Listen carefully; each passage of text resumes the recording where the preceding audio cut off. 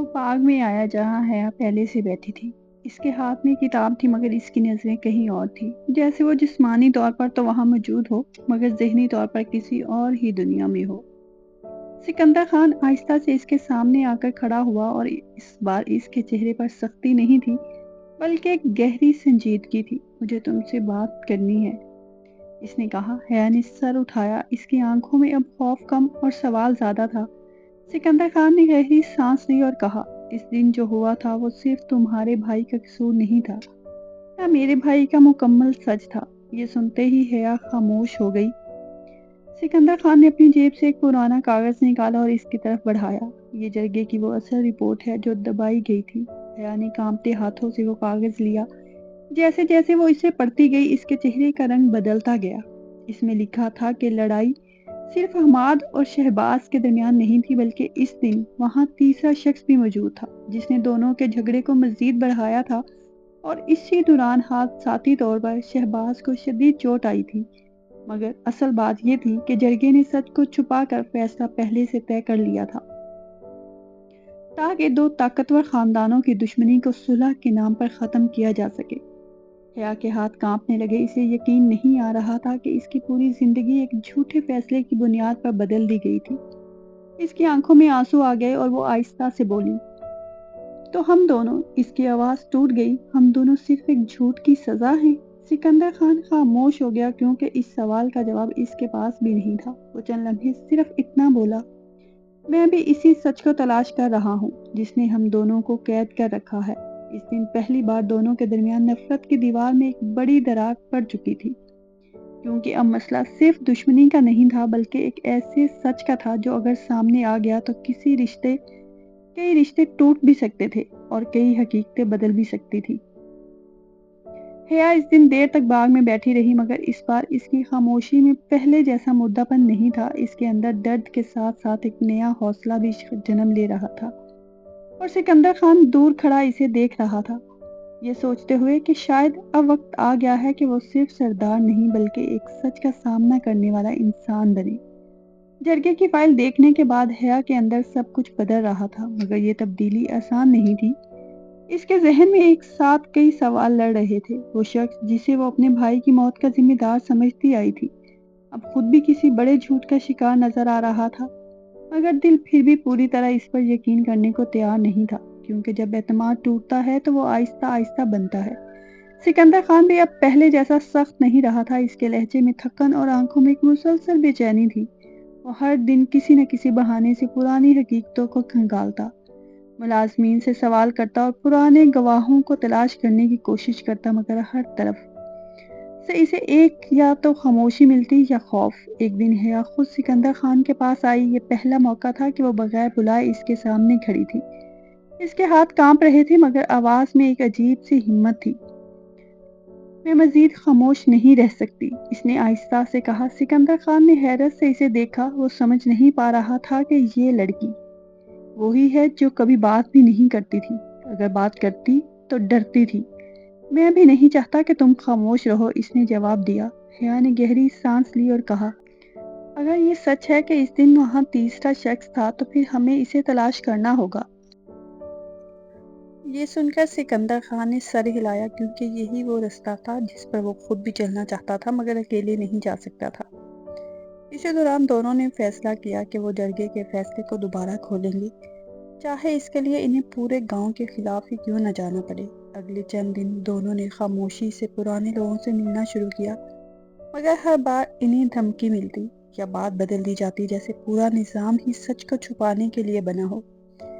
حیا کو پہلی بار احساس ہوا کہ اس کی زندگی صرف ایک شادی نہیں بلکہ ایک بڑی سیاست کا حصہ بن چکی ہے، جہاں انسانوں کی قیمت رشتوں سے زیادہ نہیں ہوتی۔ بلکہ ایک رات جب بارش ہو رہی تھی، حیا چھت پر کھڑی تھی اور بارش کے قطرے اس کے چہرے پر گر رہے تھے۔ سکندر خان بھی وہاں آ گیا۔ دونوں کے درمیان خاموشی تھی مگر یہ خاموشی پہلے جیسی نہیں تھی۔ اس میں ایک سمجھداری اور اعتماد کی ہلکی سی جھلک تھی۔ سکندر خان نے آہستہ سے کہا، اگر ہم نے سچ تلاش کر لیا تو سب کچھ بدل جائے گا۔ حیا نے اس کی طرف دیکھا اور پہلی بار بغیر ڈر کے جواب دیا، شاید سب کچھ پہلے سے ہی بدل چکا ہے۔ یہ جملہ دونوں کے درمیان ایک نیا رشتہ پیدا کر گیا تھا، نامکمل محبت، نامکمل نفرت، بلکہ ایک ایسا رشتہ جو سچ کی تلاش پر قائم تھا۔ مگر انہیں یہ نہیں معلوم تھا کہ جس سچ کی وہ تلاش کر رہے ہیں وہ اتنا سادہ نہیں جتنا وہ سمجھ رہے تھے، کیونکہ اس کے پیچھے کچھ ایسے نام بھی تھے جو اس پورے نظام کو کنٹرول کر رہے تھے، اور اب جب یہ دیواریں ہلنے لگی تھیں تو اصل خطرہ بھی قریب آ رہا تھا۔ ایسا خطرہ جو صرف ایک گھر یا ایک خاندان نہیں بلکہ پورے گاؤں کی طاقت کو ہلا کر رکھ دینے والا تھا۔ حیا اور سکندر خان نے جب سچ کی تلاش کا فیصلہ کیا تو انہیں اندازہ نہیں تھا کہ یہ راستہ اتنا خطرناک ثابت ہوگا۔ اگلے ہی دن سکندر خان اپنے ایک پرانے وفادار ملازم کریم بخش کے ساتھ گاؤں کے اس حصے میں گیا جہاں شہباز خان کی موت والی رات کچھ لوگوں نے مشکوک سرگرمیاں دیکھی تھیں، جبکہ حیا حویلی میں موجود پرانی فائلوں اور کاغذات کو کھنگالنے لگی۔ کئی گھنٹوں کی تلاش کے بعد اسے ایک پرانی ڈائری ملی جو کبھی سکندر خان کے والد استعمال کیا کرتے تھے۔ ڈائری کے چند صفحے پھٹے ہوئے تھے، لیکن باقی تحریروں میں بار بار ایک نام دہرایا جا رہا تھا: ملک ریاض داد۔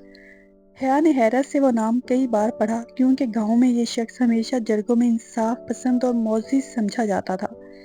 اسی دوران سکندر خان بھی واپس لوٹا، مگر اس کے چہرے پر پریشانی صاف نظر آ رہی تھی۔ اس نے حیا کو بتایا کہ جن لوگوں سے وہ مل رہا تھا وہ بات کرنے سے ڈر رہے تھے، جیسے کسی نے برسوں پہلے انہیں خاموش رہنے کی قسم دی ہو۔ ایک بوڑھے شخص نے صرف اتنا کہا کہ شہباز خان کی موت دشمنی کا نتیجہ نہیں تھی، بلکہ ایک ایسے راز سے جڑی ہوئی تھی جو کئی طاقتور لوگوں کو بے نقاب کر سکتا تھا۔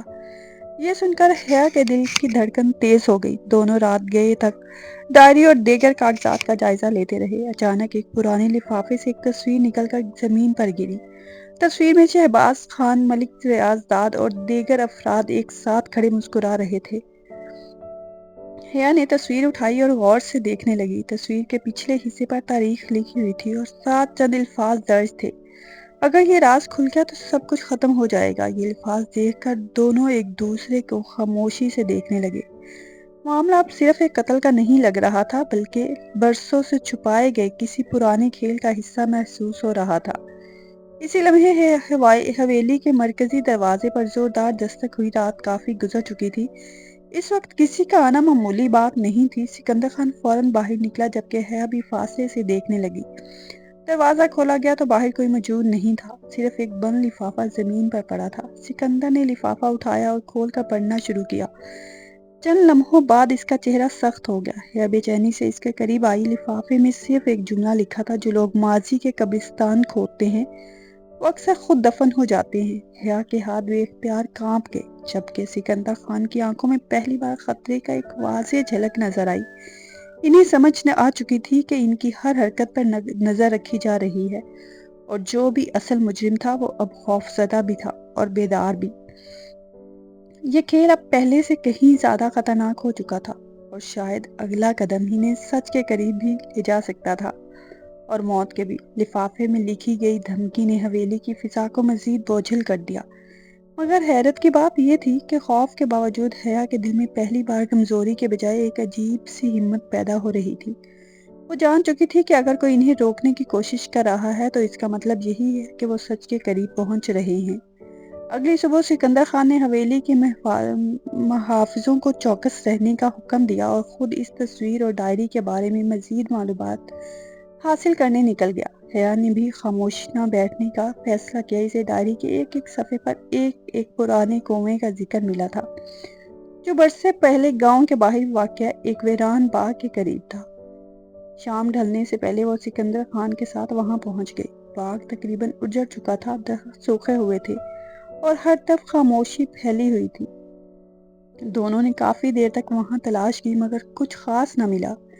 جب وہ واپس جانے لگے تو حیا کی نظر کنویں کے قریب پرانے ایک زنگ آلود لوہے کے صندوق پر پڑی۔ صندوق مٹی میں آدھا دبا ہوا تھا۔ سکندر خان نے بڑی مشکل سے اسے باہر نکالا اور تالا توڑ دیا۔ اندر چند پرانے کاغذات، ایک ٹوٹی ہوئی گھڑی اور کچھ خطوط موجود تھے۔ سکندر خان نے ایک خط کھولا تو اس کے چہرے کے تاثرات بدل گئے۔ خط میں شہباز خان کی تحریر تھی۔ وہ کسی شخص کے بارے میں لکھ رہا تھا جس پر اسے شک تھا کہ وہ دونوں خاندانوں کی دشمنی کو جان بوجھ کر ہوا دے رہا ہے۔ خط کے آخر میں ایک جملہ درج تھا: اگر میرا ساتھ کچھ ہوا تو سمجھ لینا کہ اصل دشمن وہ نہیں جسے سب سمجھتے ہیں۔ ہاں یہ الفاظ پڑھے تو اس کے ذہن میں بے شمار سوالات گونجنے لگے۔ اگر حماد قاتل نہیں تھا تو پھر اصل مجرم کون تھا؟ اور سب سے اہم بات، اس سازش سے فائدہ کس کو ہوا؟ واپسی کے راستے پر اچانک انہیں محسوس ہوا کہ کوئی ان کا پیچھا کر رہا ہے۔ سکندر خان فوراً رک گیا اور آس پاس نظر دوڑانے لگا، مگر دور دور تک کوئی دکھائی نہ دیا۔ پھر بھی اسے یقین تھا کہ وہم نہیں تھا۔ رات کو حویلی پہنچنے کے بعد اس نے تمام کاغذات اپنے کمرے میں محفوظ کر دیے۔ یہ اپنے کمرے میں گئی مگر نیند اس کی آنکھوں سے کوسوں دور تھی۔ وہ بار بار شہباز خان کے خط کے بارے میں سوچ رہی تھی۔ آدھی رات کے قریب اسے کھڑکی کے باہر کسی کے قدموں کی آواز سنائی دی۔ اس کا دل زور زور سے دھڑکنے لگا۔ اس نے ہمت کر کے پردہ ہٹایا تو نیچے صحن میں ایک سیاہ چادر اوڑھے شخص کھڑا تھا۔ چند لمحوں کے لیے اس شخص نے اوپر کھڑکی کی طرف دیکھا، پھر تیزی سے حویلی کے پچھلے حصے کی طرف بڑھ گیا۔ حیا گھبرا کر کمرے سے نکلی اور سکندر خان کے دروازے پر دستک دی۔ دونوں فوراً باہر آئے اور اس سمت دوڑے جہاں وہ سایہ غائب ہوا تھا، مگر وہاں پہنچ کر انہیں صرف ایک چیز ملی۔ زمین پر ایک چمڑے کی پرانی تھیلی پڑی تھی۔ سکندر خان نے تھیلی کھولی تو اندر ایک مہر لگی دستاویزات موجود تھی۔ مہر دیکھتے ہی اس کی آنکھیں حیرت سے پھیل گئی، کیونکہ یہ مہر برسوں پہلے وفات پا جانے والے ایک ایسے شخص کی تھی جس کا نام اس پوری کہانی میں کبھی سامنے ہی نہیں آیا تھا، اور اسی دستاویز کے پہلے صفحے پر لکھا تھا شہباز خان کی اصل موت کا سبب، مگر باقی صفحہ کسی نے پھاڑ دیا تھا۔ اب سچ صرف چند قدم دور محسوس ہو رہا تھا، لیکن ہر نئے سراغ کے ساتھ راز پہلے سے زیادہ گہرا اور خطرناک بنتا جا رہا تھا۔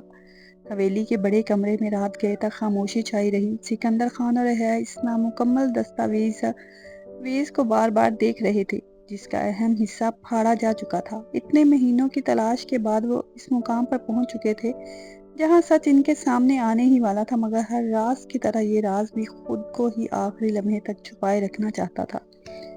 حیا نے آہستہ سے دستاویز میز پر رکھی اور تھکے ہوئے لہجے میں کہا، کبھی کبھی لگتا ہے جیسے یہ سچ ہمیں ملنا ہی نہیں چاہتا۔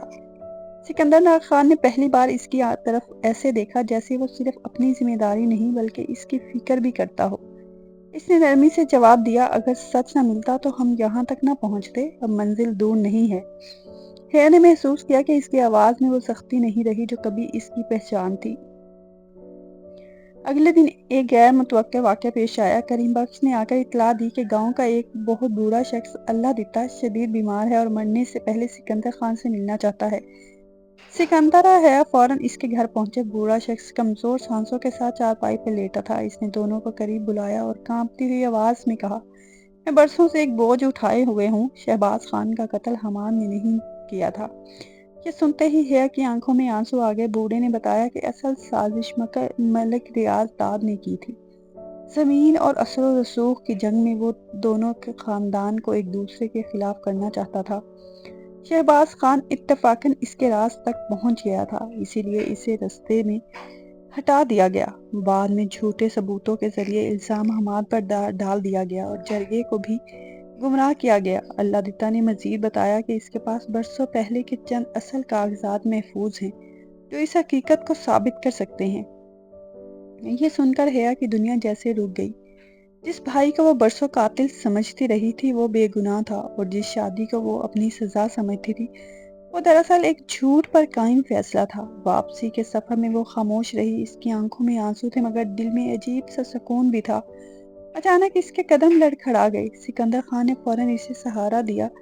چند لمحوں کے لیے دونوں کی نظریں ملی۔ حیا نے پہلی بار اپنے دل میں خوف کے بجائے اعتماد محسوس کیا۔ وہ شخص جس سے وہ کبھی نفرت اور ڈر محسوس کرتی تھی آج اس کے سہارے کھڑی تھی۔ رات کو حویلی کی چھت پر ٹھنڈی ہوا چل رہی تھی۔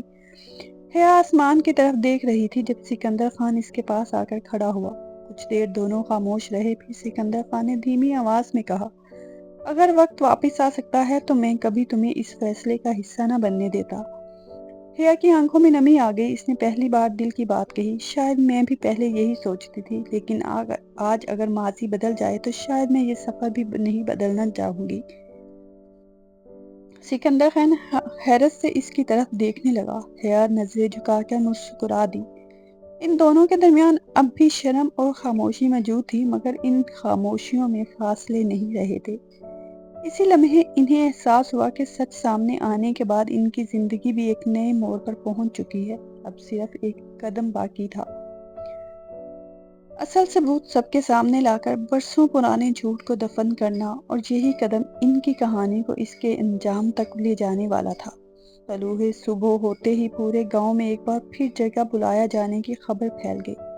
برسوں پہلے اسی جرگے نے ایک فیصلہ سنایا تھا جس نے کئی زندگیاں بدل دی تھی، اور آج اسی جرگے کے سامنے وہ سچ آنے والا تھا جو اتنے سالوں سے اندھیروں میں دفن تھا۔ گاؤں کے بزرگ، زمیندار، معزز لوگ اور دونوں خاندانوں کے افراد ایک ایک کر کے جمع ہونے لگے۔ حیا کا دل تیزی سے دھڑک رہا تھا۔ آج صرف اس کے بھائی حماد کی بے گناہی ثابت نہیں ہونی تھی، بلکہ اس کی اپنی زندگی کے سب سے بڑے سوال کا جواب بھی ملنے والا تھا۔ سکندر خان پورے وقار کے ساتھ اس کے ساتھ کھڑا تھا۔ اب وہ دونوں صرف ایک راز کے ساتھی نہیں تھے، بلکہ ایک دوسرے کے اعتماد کا سہارا بھی بن چکے تھے۔ جرگہ شروع ہوا تو سکندر خان نے سب کے سامنے وہ تمام کاغذات، خطوط اور ثبوت پیش کیے جو گزشتہ مہینوں میں جمع کیے گئے تھے۔